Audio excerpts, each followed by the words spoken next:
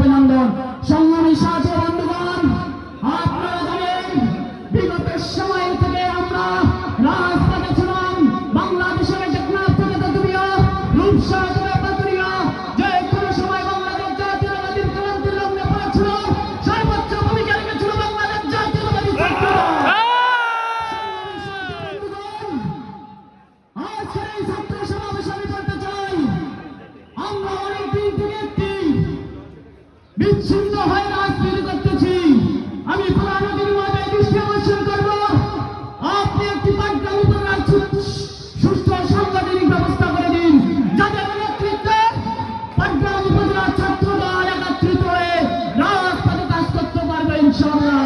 আমি বলতে চাই, আগামী দিনের জাতীয় সংসদ নির্বাচনে বাংলাদেশ জাতীয়তাবাদী ছাত্র দল পাঠ্যক্রম উপজেলায় সর্বোচ্চ ভূমিকা রাখবে। এই আহ্বানটুকুকে আমি আমার সংক্ষিপ্ত বক্তব্য এখানে শেষ করছি। আল্লাহ হাফেজ। বাংলাদেশ জিন্দাবাদ। শহীদ প্রেসিডেন্ট জিয়াউর রহমান বীর উত্তম হোক। দেশ নেত্রী বেগম খালেদা জিয়া জিন্দাবাদ।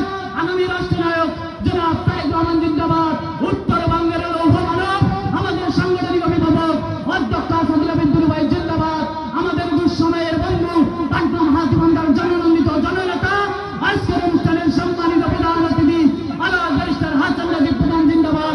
বাংলাদেশ জাতীয়তাবাদী ছাত্র দল জিন্দাবাদ জিন্দাবাদ জিন্দাবাদ।